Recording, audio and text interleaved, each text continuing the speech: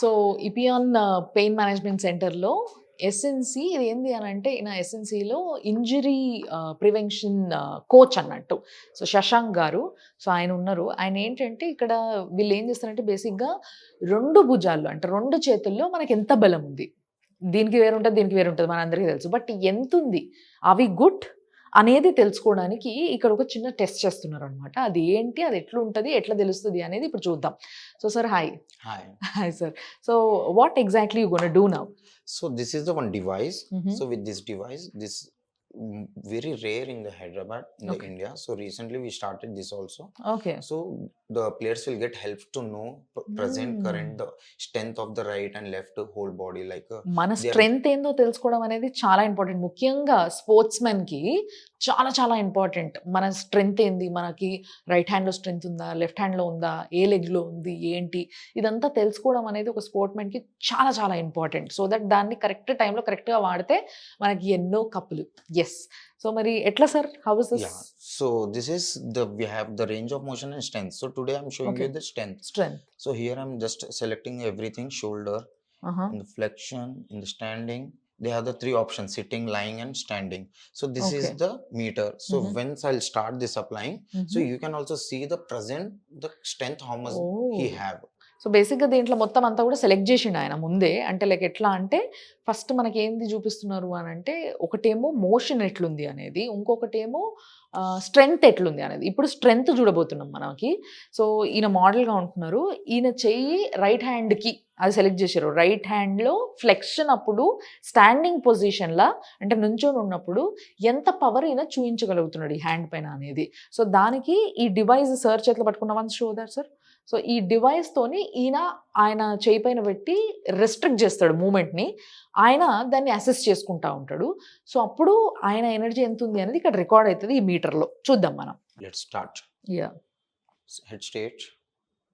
Yeah, start.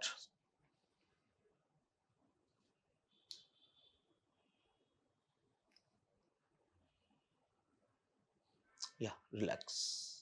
So see.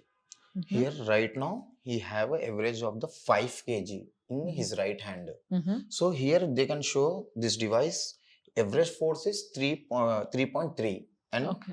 peak force is 4.3. So the average will be the 5 because there is the no. Okay. But how can we know that which range of the this result is good?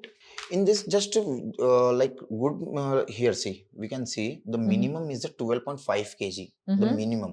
So this is just a normal. This is he's not a sports person. So for the sports person they will be get more than 15-18 kgs of strength in their right hand or left hand. Okay. So the normal peoples also they can come and they can test themselves for the Okay. how much the strength. Okay. Sometimes they will get pain in the right hand, sometimes they will get in the left hand. So what is the issue? So accordingly this will start exercise on them okay. and will to show and strengthen how to their increase the strength. Shoulders. Yes, okay. shoulder strength. So బేసిక్‌గా ఏంది అనంటే ఇక్కడ చూస్తే మీకు 12.5 అనేది minimum range. 12.5 నుంచెళ్ళి 100 వరకు ఉంది.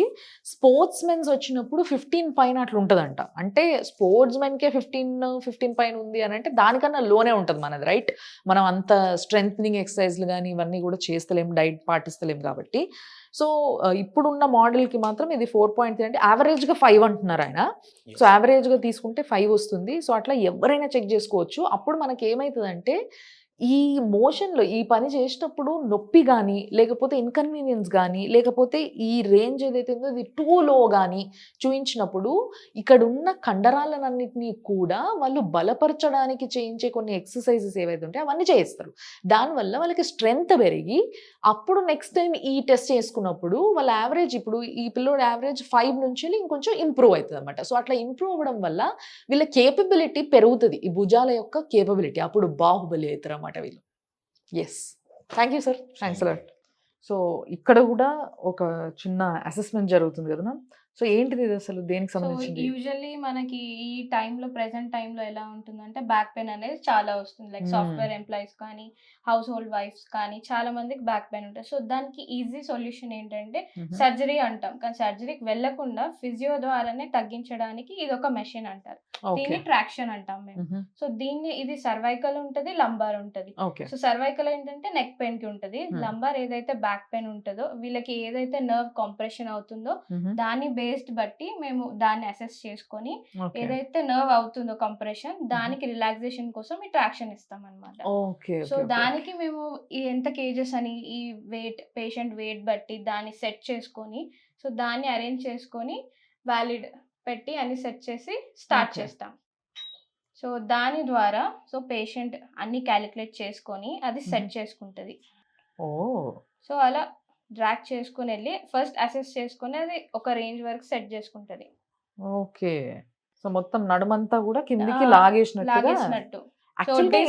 Disc pain ఉంటది కదా, ఇంతకు ముందు ఫిజియోథెరపీలో భాగంగా ఇట్లా శాండ్ బ్యాగ్స్ ఇవన్నీ వేసి కూడా అలా చేసేవాళ్ళు. ఇప్పుడు ఇది ఈజీ వే. ఓకే. సో ఇలాంటి మెషినరీ వచ్చేసింది అనమాట. సో వీళ్ళు చాలా అప్గ్రేడెడ్ మెషినరీస్ వాడుతున్నారు ఈ పియాన్ లో. సో దాంట్లో ఇది ఒకటి. సో ఈ విధంగా చేయడం వల్ల నడుము నొప్పి నుంచి రిలీఫ్ పొందొచ్చు. డిస్క్ బల్జ్ ఉన్నా గానీ ఏదన్నా గానీ కంప్రెషన్ ఉన్న వాళ్ళకి ఇది ఈజీ వే అన్నమాట. ఓకే. ఇట్లా ఎన్ని సిట్టింగ్స్ ఇలా ఒక 5 to 6 సెషన్స్ తీసుకుంటాం. ఎక్కువ డిస్క్ పెయిన్ చాలా ఉన్న వాళ్ళకేమో ఒక 10 to 15 సెషన్స్ అలా సజెస్ట్ చేస్తాం. ఓకే. దాని తర్వాత ఎప్పుడుకి నొప్పి రాదా? లాంగ్ తీసుకోదు, నొప్పి రాదు, తగ్గిపోతది. So I can say that future reference కోసం ఇది తీసుకోవడం బెటర్. ఎందుకంటే సర్జరీకి వెళ్ళి మళ్ళీ రీబ్యాక్ అవ్వడం అక్కడ అయ్యే ఛాన్సెస్ ఉంటాయి. బట్ అవ్వకుండా కొంచెం ఈజీ వేలో వెళ్ళాలి అంటే physio is the best. Okay. So బేసిక్గా అర్థమైంది కదా మీకు. ఇలాంటి మంచి ట్రీట్మెంట్స్, అప్గ్రేడెడ్ ట్రీట్మెంట్స్ ఈ పియాన్లో ఉన్నాయి. దీనివల్ల వీళ్ళు గ్యారంటీ ఇస్తున్నారు ఏంటంటే ఆఫ్టర్ దీస్ మెనీ సిట్టింగ్స్, అంటే వాళ్ళ సిచ్యువేషన్కి తగ్గట్టుగా, వాళ్ళకున్న ఇష్యూకి తగ్గట్టుగా అసలు ఇన్ని సెషన్స్ అయిన తర్వాత మీకు యూ కెన్ ఫీల్ బెటర్. మీకు ఆ నొప్పి అనేది ఏదైతుందో, నడుము నొప్పి కావచ్చు, మెడ నొప్పి కావచ్చు, వీటన్నిటికీ కూడా ఇలాంటి ట్రీట్మెంట్స్ ఉన్నాయి. వీటి తర్వాత యూ విల్ ఫీల్ బెటర్గా కాకుండా తర్వాత ఫ్యూచర్లో రాకుండా ఉంటుంది అని కూడా చెప్పగలుగుతున్నారు. So thank you ma'am. Thank you so much. Thanks.